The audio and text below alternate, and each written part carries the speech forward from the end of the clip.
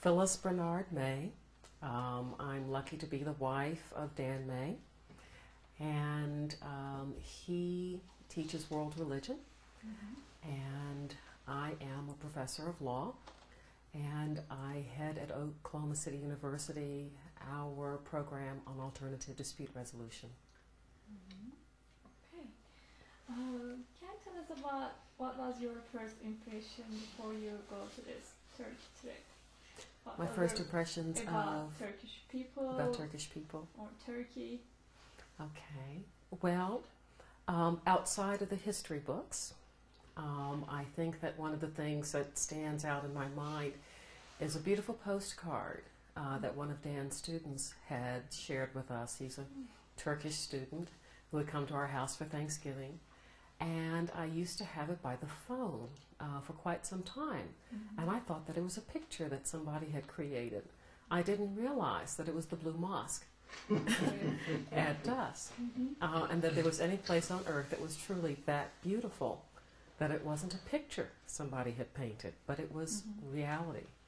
And so as soon as the idea was presented of being able to actually see any place that exquisite, and the people who could create a history that dense and delightful, I was just thrilled.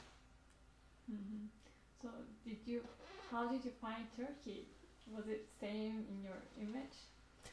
It was actually even more so. I actually had expected to be a professor of history, not a professor of law.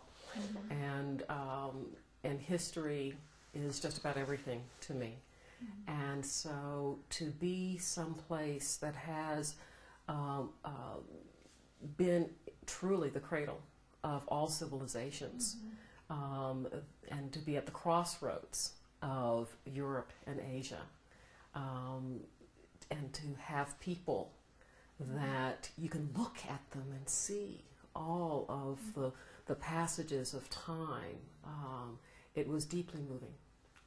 So yes, the buildings, the Blue Mosque, etc., were quite touching, but the land and the people, even more so. So, what did you strike most? Well, with the people, as we had mentioned when we were saying a few words at our farewell dinner, the women, of course, will stay in my mind. Some of the women will be the girls at the Saba School and Fethullah University.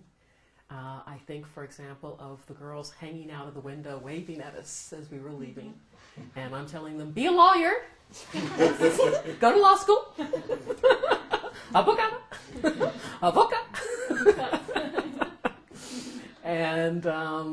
And they were cheering me on, and I was cheering them on. And I think also when we were in Urfa, as I believe, and we had gone to a store where traditional rugs were being made. And the technique was exactly the same as my mother had taught me, as her mother had taught her, and her mother had taught her, and her mother had taught her. And for that to be something that we would share all over the world, no matter what. That's how they express that. Very beautiful. And especially to have a fine Islamic scholar sitting down to do exactly that. I felt this wonderful womanly bond that meant a lot to me.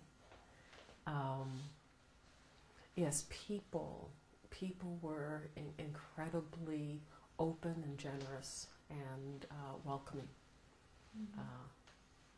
Yes, the people.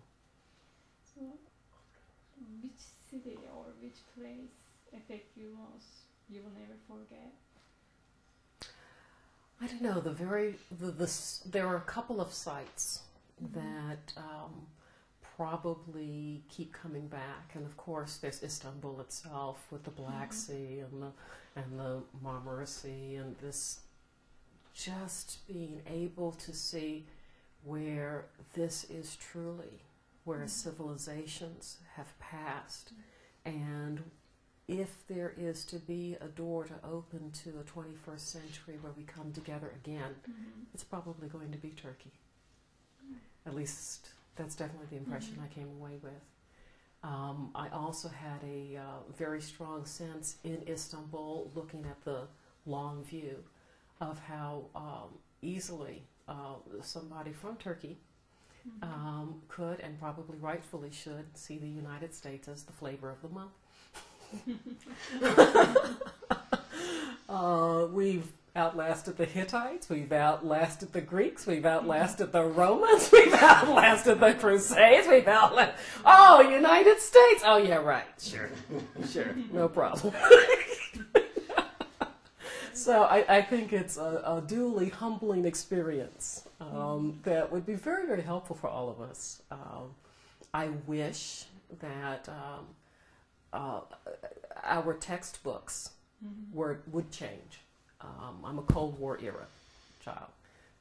And Turkestan, Tajikistan, Uzbekistan, they didn't exist in our textbooks, nor in my graduate school studies even, because it was all just this large blob on the map of the USSR. And the vast impact of the Ottoman Empire and the Turks throughout that region, totally unknown to us. Now I understand the conflicts that are going on in Russia and the surrounding nations. Now I understand. In Fethi University, again, back to people and the huge impact.